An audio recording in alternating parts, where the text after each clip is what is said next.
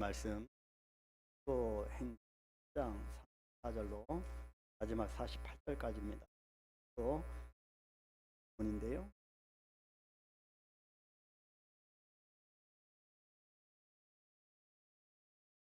34절부터 갑니다. 베드로가 입을 열어 말하되 내가 참으로 하나님은 사람의 외모를 보지 아니하시고 각 나라 중 하나님을 경외하며 의를 행하는 사람은 다 받으시는 줄 깨달았도다. 만유의 주 대신 예수 그리스도로 말미암아 화평의 복음을 전하사 이스라엘 자손들에게 보내신 곧 요한이 그 세례를 반포한 후에 갈릴리에서 시작하여 온 유대에 두루 전파된 그것을 너희도 알거니와 하나님의 나사렛 예수에게 성령과 능력을 기름 붓듯 하셨음에 그가 두루 다니시며 선한 일을 행하시고 마귀에게 눌린 모든 사람을 고치셨으니 이는 하나님의 함께 하셨음이라. 우리는 유대인의 땅과 예루살렘에서 그가 행하신 모든 일의 증인이라. 그를 그들이 나무에 달아 죽였으나 하나님의 사흘 만에 다시 살리사 나타나시되 모든 백성에게 하신 것이 아니요 오직 미리 택하신 증인 곧 죽은 자 가운데서 부활하신 후 그를 모시고 음식을 먹은 우리에게 하신 것이라. 우리에게 명하사 백성에게 전도하되 하나님의 살아있는 자와 죽은 자의 재판장으로 정하신 자가 곧 이 사람인 것을 증언하게 하셨고 그에 대하여 모든 선지자도 증언하되 그를 믿는 사람들이 다 그의 이름을 힘입어 죄사함을 받는다 하였느니라. 아멘. 예, 오늘 가운데 같이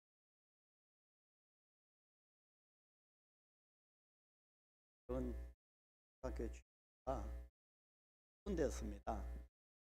아이들이 하나도 없게 되었지. 그것을 부탁하게 간절했습니다. 없이 산. 그래서 유로 기도했습니다. 오는 거 전혀 그 부모 다 종교를 믿는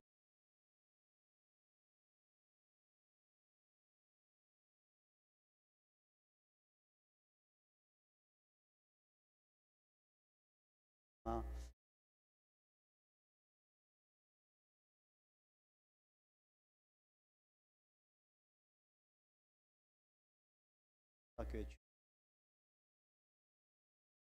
되어진 오늘 으로 새벽마다 전도 감사. 이 통하는 마음을 뜻하게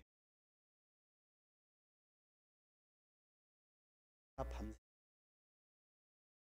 연습하고 아마 저는 봤는데도 그집니다.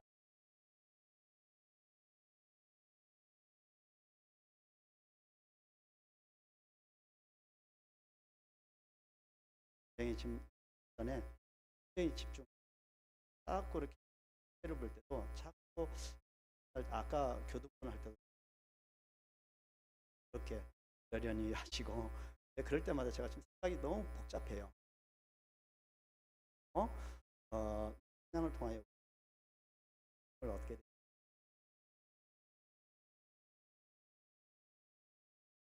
괴로운 하나님이 주신 관을 내면 어떨까? 감하시는 분 어머니를 털어서 음반을 한번 내주시면 워낙 감사할 것 그 제가 하나님이 주신 듣고 싶습니다. 여러분 영성은요 기도에서 나오고 말씀 나오는데요 현실적으로는 손에서 나옵니다. 호주머니를 좀 털으셔서 음반을 내주시면 유명 인사가 될 것 같아요. 공감하시지요? 아름다운 목소리, 아름다운 찬양 정말 감사합니다. 지난 주일에 우리는 하나님의 사람으로 세워진 그를 보았습니다. 그러는 기도하는 중에 환상을 보았죠. 그리고 환상을 통해서 유대인으로서 이방인에 대한 편견이 깨어지는 경험을 했습니다. 또 인간적인 열심의 한계를 극복 베드로의 모습도 봤습니다. 영으로 하나님의 사람은 베드로. 그래서 이제 12장부터 폭같이 이방인에게 복음이 이렇게 확산되어지는 그 기점에서 하나님께서 가시는 모습을 봤습니다. 고넬료 역시 기도하다가 베드로를 초청하라는 주님의 소리를 듣고 베드로가 있는 요바로 바의 사람들을 보내었습니다. 결국 고넬료 집에 도착한 베드로는 고넬료가 어떻게 자기를 초청하게 되었는지에 대해서 자세히 듣게 되었고, 그 시간에 베드로는 자신에게 나타난 환상을 이해하게 되었습니다. 베드로를 통해서 하나님의 일하심을 경험한 것입니다. 고넬료 일행 모두는 베드로에게 하신 주님의 음성이 이제 궁금해진 겁니다. 베드로의 입술을 주목하면서 우리가 다 모두 다 하나님 앞에 있나이다, 이렇게 말을 하면서 베드로의 입술을 통하여서 주시는 하나님의 음성을 보자 했습니다. 자, 이런 배경 가운데 오늘 본문이 시작되고 있습니다. 오늘 말씀은 베드로의 설교를 주 내용으로 하고 있습니다. 오늘 우리가 읽은 이 말씀은 43절까지는 베드로의 설교입니다. 그가 하나님의 자기를 만나 주심과 또 예수 설교를 하고 있는데, 그 내용은 교회의 사명입니다. 우리의 사명이 무엇인가입니다. 그래서 베드로 설교는요, 분명대로 복음을 선포하고 있습니다. 사람들에게 사람을 향한 그런 본주의적인 모든 것을 다 배제하고 오직 하나님이 주신 원액을, 복음 원액을 지금 전하고 있습니다. 사도 베드로가 강조한 이 설교, 오늘날도 이런 설교가 이 땅 가운데 있어야 될 줄 믿고, 자꾸 설교가 사람에게 들려지기 좋은 그런 사람의 귀를 간질히 비는 그런 설교가 너무너무 많다는 거죠. 다시 한번 우리가 사도행전을 통과하면서 정말 우리도 설교를 듣는 것도 정말 하나님의 원액 말씀, 진실, 그 안에 있는 본질을 우리가 듣고 하나님 앞에 다 모이는 우리가 되기를 소망합니다. 사도 베드로가 강조한 건강한 교회 사명인데, 이 교회도 건강한 교회입니다. 그래서 건강한 교회에 건강한 사명이라고 하는 제목을 한번 붙여봤습니다. 그래서 이 말씀을, 이 제목의 설교에서 우리가 은혜를 나누도록 하고요. 어찌 보면 오늘 설교는 저의 설교가 아니고 베드로의 설교입니다.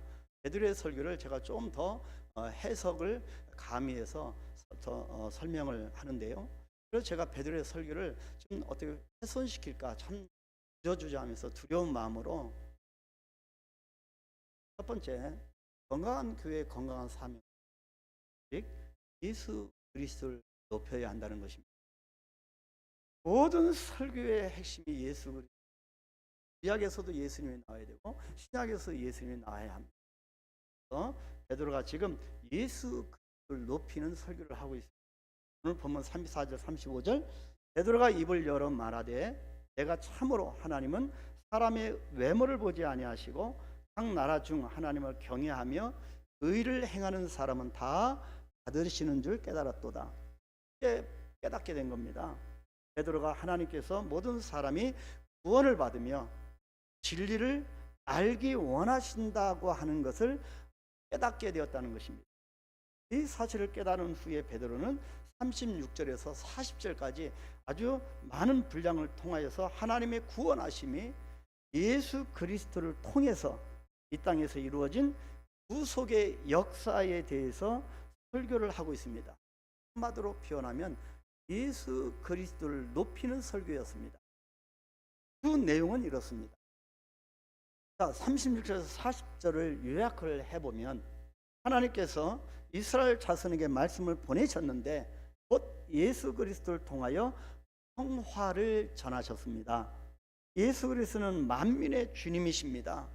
여러분이 아시는 대로 이 일은 요한의 세례 사역이 끝난 뒤에 갈릴리에서 시작하여 온 유대 지방에서 이루어졌습니다.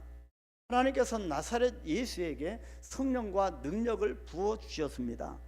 이 예수는 두루 다니시면서 선한 일을 행하시고 마귀에게 억눌린 사람들을 모두 고쳐 주셨습니다. 그것은 하나님께서 그와 함께 하셨기 때문입니다. 여러분, 이것이 베드로의 설교 주 내용이었습니다. 이것이 복음입니다. 교회의 사명이 무엇인지를 정확하게 보여주는 말씀이라고 할 수 있습니다. 우리 한강교회 사명은 무엇일까요? 우리 한강교회는 건강한 교회로 나아가고자 합니다. 그래서 건강한 교회, 우리 한강교회에서 정말 건강한 하나님의 사명이 무엇일까? 그래서 우리가 후반부터 내년에는 본격적으로 이 비전을 같이 나누도록 하고요. 이런 비전들을 같이 우리가 교육받게 될 것입니다. 그러니까 건강한 교회는요, 예수 그리스도를 높이며 복음을 전해야 하는 건강한 사명을 수행하는 교회입니다. 이 땅과 사람들은 어느 날 그냥 우연히 만들어지거나 또 우주의 빅뱅 같은 충돌에 의해서 만들어진 교회가 결코 아닙니다. 피조물이 있다고 하는 것은요, 분명히 그 피조물을 만드신 창조주가 있다고 하는 뜻입니다. 그래서 인간은 누구나 다 종교성을 갖고 태어납니다. 창조주 하나님이 인간에게 영원을 사모하는 마음을 주셨기 때문입니다. 이것을 우리가 수요 예배 때 보았습니다. 그래서 우리 사람들에게 누구나 다 종교성이 있고요. 여러분, 전 세계 인구를 바라볼 때 모든 전 세계 인구의 공통점이 종교성이 있다고 하는 것입니다. 근데 아이러니컬하게도 수요일날 우리가 보았죠. 수요 예배를 통하여. 그럼에도 불구하고 우리 한국인들이 종교성이 가장 떨어진다는 것입니다. 전 세계 각 나라 사람들에 비해서 우리 한국 분들이 정말 종교인들이 많은 것 같지만 종교성은 현저하게 떨어짐을 우리가 보았습니다. 자, 어찌하든지 우리 모든 인류는 다 종교성이 있습니다. 그러나 다 하나님께서 사람을 창조하실 때 영원을 사모하는 마음을 주셨기 때문입니다. 그 하나님께서 언젠가 유대 땅에 오실 것이라고 하는 것을 성경은 무려 1600년 동안 한결같이 증언하였습니다. 그분이 바로 그리스도이십니다. 그리고 그분이 2000여 년 전 유대 땅에 오셨지만 아이러니컬하게도 이 사실을 하나님의 택한 백성이라고 하는 유대인들은 인정하지 않으려 했습니다. 그들이 원했던 그리스도와 그들이 대망했던 예수 그리스도와 하나님께서 이 땅에 보내셨던 그리스도는 너무도 달랐기 때문입니다. 그러나 이 사실 역시도 이 유대인들이 예수 그리스도 하나님이 보내신 예수님을 받지 않을 것이다, 인정하지 않을 것임을 성경은 오랫동안 예언해 왔습니다. 그분이 이 땅에 오셔서 복음으로 구원의 소식을 주실 텐데도 그분은 거절당하시고 이 땅에 오셔서 고난당하시고 마침내 십자가에 나무에 달려 죽으신 겁니다. 나무에 달려 죽을 것을 예언하신 겁니다. 그렇지만 성경에 기록한 대로 마침내 죽은 자 가운데서 부활하심으로 성경에 기록한 말씀이 이루어지는데 바로 그분이 예수님이라는 겁니다. 유대인들은 이 예수님이 그리스도이시라고 하는 사실을 인정할 수 없었습니다. 왜냐하면 그들이 원했던 그리스도는 자기를 로마의 압제에서 해방할 해방자를 원했는데, 그래서 이 메시아는 정복자였는데 이 땅에 오신 예수님은 종이셨기 때문입니다. 종으로 오셨고요, 숨기는 자로 오셨기 때문입니다. 그래서 유대인들이 이 메시아 그리스도를 원하는 이 모습이 너무나 달랐던 겁니다. 교회의 사명은 종으로 오신, 섬기는 자로 오신 예수님을 높이는 일입니다. 이것이 건강한 사명입니다. 두 번째, 베드로가 설교하는 이 두 번째는 예수 그리스도의 증인된 삶입니다. 보면 39절로 40절 말씀에 보니까 우리는 유대인의 땅과 예루살렘에서 그가 행하신 모든 일에 증인이라. 그를 그들이 나무에 달아 죽였으나 하나님의 사흘 만에 다시 살리사 나타내시되라고 했습니다. 41절에도 보니까 오직 미리 택하신 증인, 42절에도 이 사람인 것을 증언하게 하셨고, 43절에 그에 대하여 모든 선지자도 증언하되, 증인된 삶에 대해서 계속 반복적으로 강조하고 있습니다. 여러분, 저와 여러분은 누구의 증인입니까? 누구를 증언하기 위하여 지음받았습니다. 지금 여러분 발걸음은 어떤 일을 하기 위하여 여러분 나아가십니까?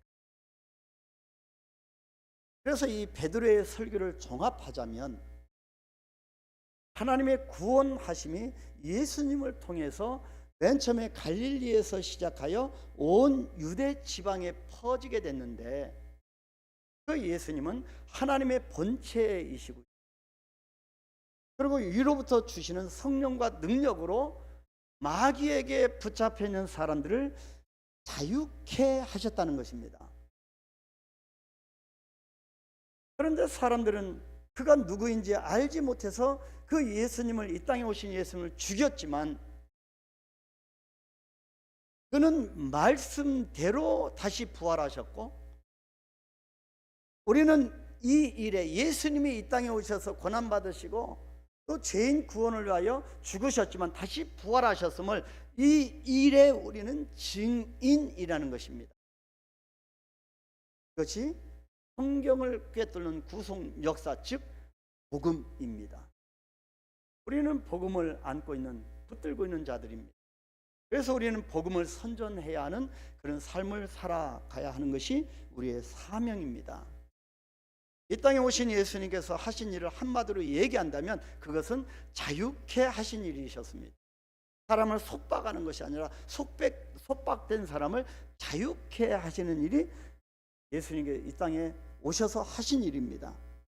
모든 인생이 죄를 범함에 하나님의 영광에 이르지 못하였다고 성경은 말씀합니다. 이로 인해서 인류는 죄의 값을 치르는 후고하고 무거운 짐을 짊어진 인생이 되었다고 합니다. 우리가 지금 힘들게 살아가는 것도, 고통을 맛보는 것도 죄의 결과라는 것입니다. 심지어 죄의 삭은 사망. 그래서 우리는 결국에 사람은 죽게 되는 것입니다. 모든 인생은 죄 가운데 하나님을 두려워하지 않고 살아가는 존재가 되었다는 거지요. 여러분, 점점 이 시대는 하나님을 두려워하지 않는 시대입니다. 하나님의 영광이 땅에 떨어지는 시대고요, 하나님의 그 성물을 땅에 놓고요 끌어내려서 발로 밟는 시대. 여러분, 대적자들이 얼마나 많은 시대입니까? 모두가 죄의 결과입니다. 그래서 시편 36편 1절에 악인의 죄가 그의 마음속으로 이르기를 그의 눈에는 하나님을 두려워하는 빛이 없다 하니, 전혀 하나님을 두려워하지 않게 되었습니다. 현대인의 성경을, 이 시편 36편 1절을 현대인의 성경이 이렇게 말씀합니다. 죄가 악인들의 마음 깊숙이 숨어 있어 한결같이 악한 짓을 충동함으로 그들의 눈앞에는 하나님을 두려워함이 없다 하니, 이것이 하나님을 떠난 인간의 모습입니다. 예수님은 이 땅에 오신 목적을 건강한 이에게 의원이 필요가 없듯이, 의사가 건강한 사람이 필요가 없듯이, 나는 의인을 부르러 온 것이 아니라 죄인을 부르러 오셨다, 분명하게 그렇게 말씀하셨습니다. 성경은 이 죄인의 병든 모습을 이렇게 말씀합니다. 로마서 3장 10절로 18절 말씀, 우리의 모습일 수 있습니다. 같이 한번 큰 소리로 합독합니다.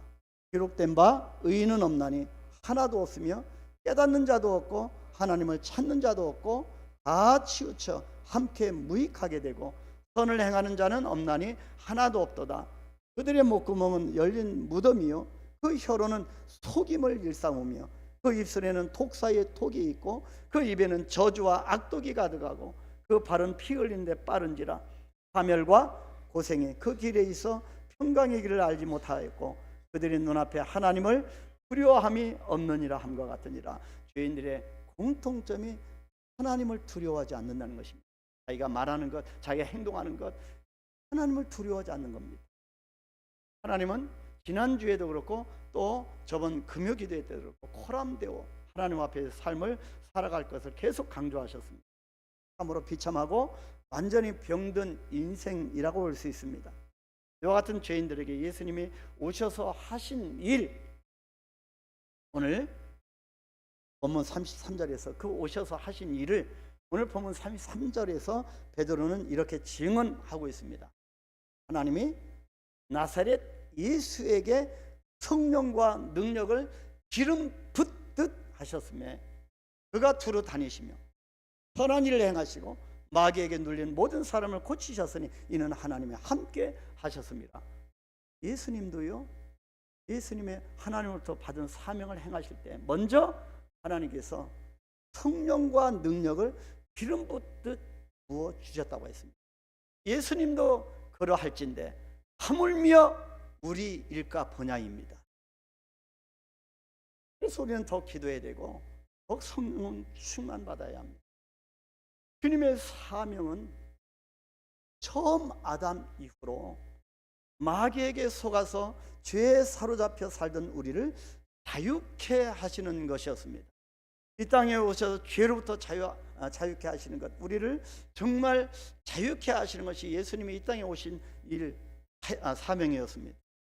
그래서 주님의 몸된 교회는 이 예수님의 사명, 즉 마귀에게 붙잡혀 사는 인생을 복음으로 자유케 하며 그들로 하나님의 형상을 회복하게 하며 이 땅에 다시 에덴 동산인 하나님 나라가 세워지도록 하는 이 건강한 사명을 우리가 이어받아서 주님 다시 오시는 그날까지 계속 수행해야 하는 것입니다. 이것이 우리가 받은 예수 그리스도의 증인된 삶, 이것이 우리가 받은 사명, 건강한 사명, 바로 우리 교회이고 저와 여러분입니다. 베드로는 우리가 이 일의 증인이라고 고백하고 있습니다. 예수님이 이 땅에 오셔서 죄로부터 자유케 하시는 이 사명, 바로 이 일에 우리는 증인된 삶을 살아가야 한다고 설교하고 있습니다. 여러분, 교회는 여러분 다 아시죠? 헬라어로 에클레시아입니다. 안으로 에클레시아입니다. 이 뜻은요, 교회라고 하는 것은 부름받은 사람들의 몸이라는 것입니다. 그냥 사람들의 모임이 아닙니다. 세상의 동호회처럼 그런 친목단체가 결코 아닙니다. 부름받은 사람들의 모임입니다. 아무나 교회에 올 수는 있지만요, 교회 문턱을 넘나들어도 이렇게 올 수는 있지만 본질적으로 교회는 주님의 부르심을 받은 사람들이 모인 곳입니다. 저는 여러분들이 분명히 주님의 부르심을 받고 이곳에 오셨음을 저는 확신합니다.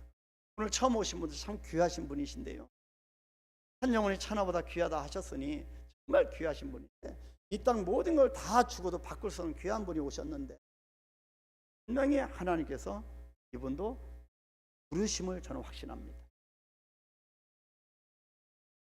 그래서 본질적으로 교회는 주님의 부르심을 받은 사람들이 모인 곳인데, 그렇기 때문에 교회는요, 자원자의 모임이 아닙니다.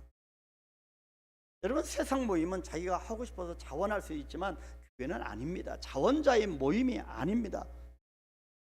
부르신 자가 없는데 어떻게 부름을 받을 수 있으며 사명이 있을 수 있겠습니까? 우리는 주님 앞에 부름받아서 이곳에 있습니다. 왜 주님이 우리를 부르셨을까요? 이 본질을 놓쳐서는 안 됩니다. 왜 부르셨을까요? 베드로는 이것을 깨닫고, 환상을 통하여 이것을 깨닫고 오직 복음의 증인된 삶을 살기 위해서 먼 훗날, 이것을 깨달은 이 베드로가 먼 훗날 이 부르심의 사명을 이렇게 고백합니다. 베드로 전서 2장 9절입니다. 우리 한번 다 같이 큰 소리로 읽습니다. 그러나 너희는 택하신 족속이요 왕같은 제사장들이요 거룩한 나라요 그의 소유가 된 백성이니 이 너희를 어두운 데서 불러내어 그의 기이한 빛에 들어가게 하신 이의 아름다운 덕을 선포하게 하려 하심이라. 분명합니다. 우리의 부르신 목적이 분명합니다. 이것 외에는 우리가 하지 말아야 한다는 거예요. 우리를 어디에서 불렀다고 말씀합니까? 어두운 데서입니다. 누가 부르신 겁니까? 주님이십니다. 우리에게 기이하고 참된 빛을 보게 하심으로 원래의 모습, 하나님의 형상으로 회복시켜 주시고 그 빛을 전하는 증인되는 삶을 살게 하시는 것이 부르심의 목적입니다. 이것이 바로 교회요, 나아가서 예수 그리스도의 증인된 교회의 사명 선언서라고 할 수가 있겠습니다. 주님께서 승천하시면서 이 땅에 남기신 교회를 통해 우리는 이 사명을 수행하게 되는 것입니다. 그래서 교회는요, 신비, 그 자체가 신비입니다. 세상의 어떤 공동체나 이 집단도 이 일을 감당할 수 없습니다. 오직 교회만이 구원의 방주가 되어서 마귀에게 붙잡혀 사는 이 땅과 인생을 구원하는 사명을 감당할 수 있게 되는 것입니다. 이 일을 위하여 저와 여러분을 이곳에 부르신 겁니다. 세 번째, 성령이 오셔서 함께하는 교회입니다. 베드로가 예수 그리스도를 높이고 예수 그리스도의 증인된 사명 수행에 대한 말씀을 할 때, 설교할 때 놀라운 일이 일어났습니다. 44절, 베드로가 이 말을 할 때에 성령이 말씀 듣는 모든 사람에게 내려오시니, 할렐루야. 예배를 통해서, 설교를 통해서 하나님의 말씀이 우리에게 들려질 때 여러분들에게도 성령이 내려오시기를 축복합니다. 베드로의 설교를 들을 때 성령이 임했던 그 현장의 모습이 얼마나 큰 은혜로 진동했을지 생각만 해도 진한 감동이 몰려옵니다. 이 부분 저도 깊이 묵상하면서 힘을 내게 됐습니다. 하나님의 말씀 안에서 성령이 내려오신다는 겁니다. 구원의 말씀 앞에 감격과 두려움으로 떠는 모습이 아니겠습니까? 성령께서 내려오시는 성령의 강림을 보고 이 초대교회 성도들이, 그 자리에 있었던 사람들이, 베드로의 말씀을 듣는 사람들이 그 권세의 이름 앞에 큰 충격과 은혜의 진동으로 얼마나 하나님의 이름이 두려웠겠습니까? 45절에 이방인들에게도 성령 부어 주심으로 말미암아 놀랐다고 합니다. 47절에 이 사람들이 우리와 같이 성령을 받았으니 유대인들의 전유물처럼 여겼는데 이 성령께서 말씀을 듣는 모든 이방인들에게도, 예수 밖에 있었던 이방인들에게, 유대인 민족이 아닌 이방인들에게도 성령이 임하는 것을 보고 놀랬다고 합니다. 여러분, 이 지점에서 우리의 마음을 넓게 가져야 합니다. 여러분이 인간각체의 수많은 하나님의 부름을 받은 모든 사람들이 한강교회 저 문턱을 넘나들기를 축복합니다. 우리의 모습 때문에 그 일들이 안 되어진다고 하면 부르심 받은 자의 건강한 사명이 수행되기는 참 어려울 것입니다. 건강한 교회의 건강한 사명 수행은 내 힘으로는 불가능함을 알아야 합니다.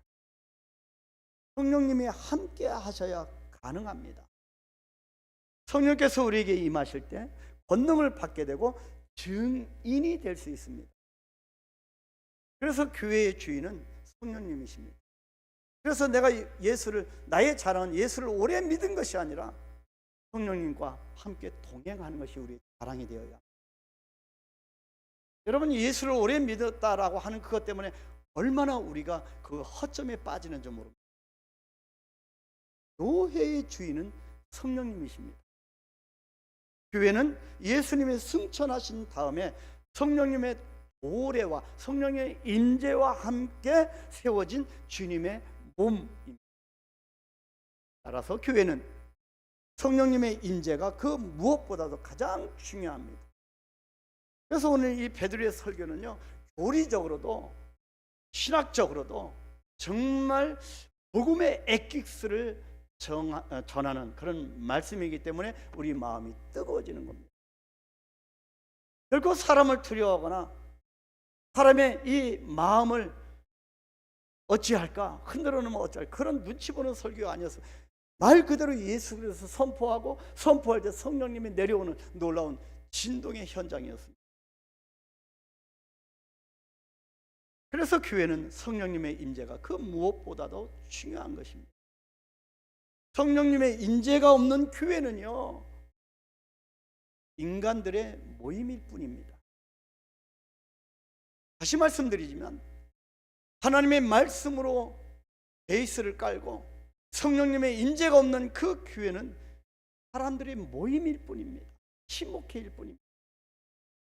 사람들은 있지만 아무 선한 것도 아무 능력도 없게 되는 것이기 때문입니다. 사도행전 2장에 보면 교회의 탄생은 마가의 다락방에 임한 성령 강림에서부터 시작되었음을 우리는 이미 보았습니다.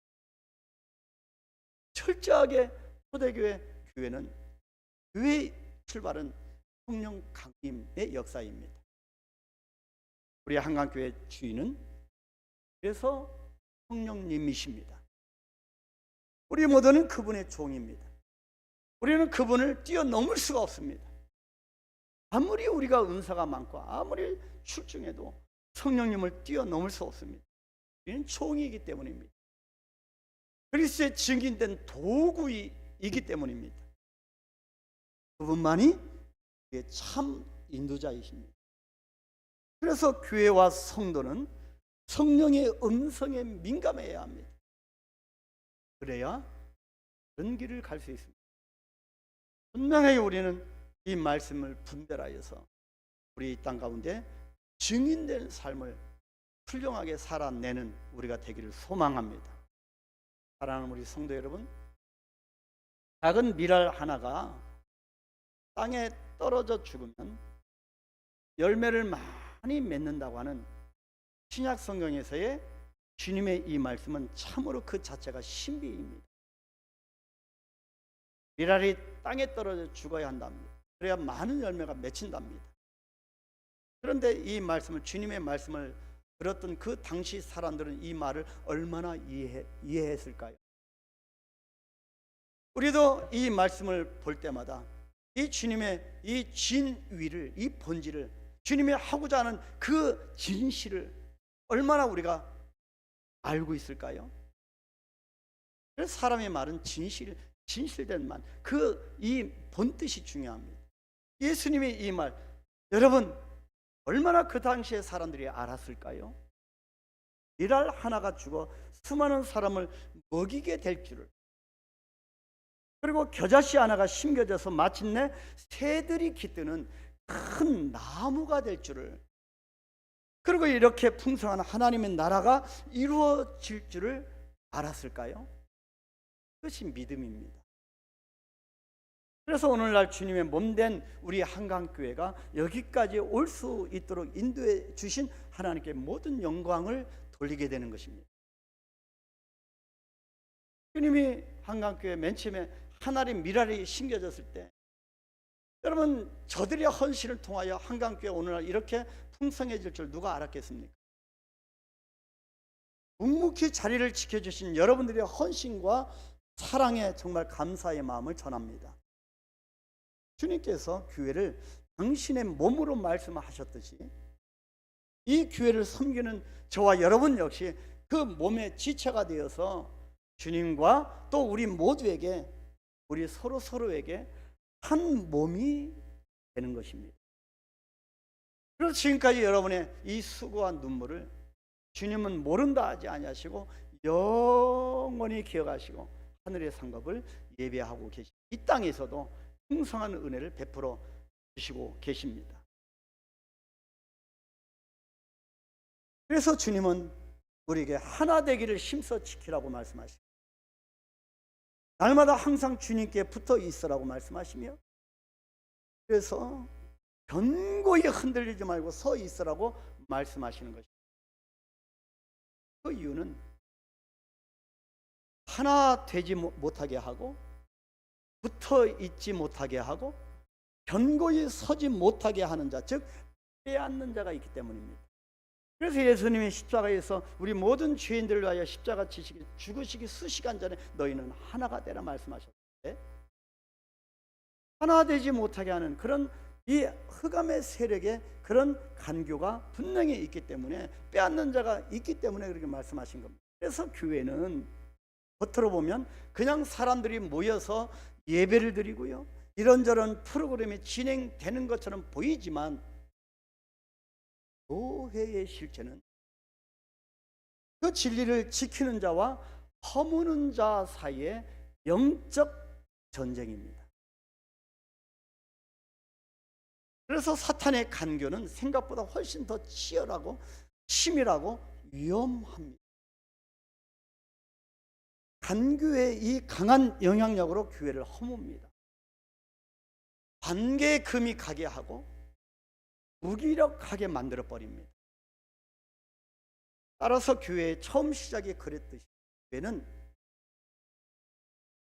기도하는 공동체가 될 때 비로소 주님의 교회로 설 수 있고 그 사명을 건강하게 감당할 수 있습니다.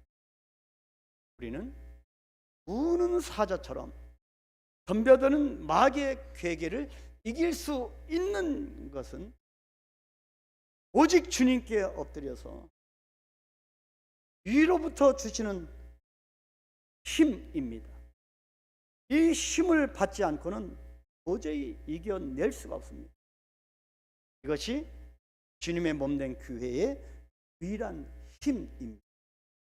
그래서 교회가 기도할 때 교회는 주님의 뜻을 분별하고 마귀와 싸울 수 있고, 성도는 주님의 군사가 되고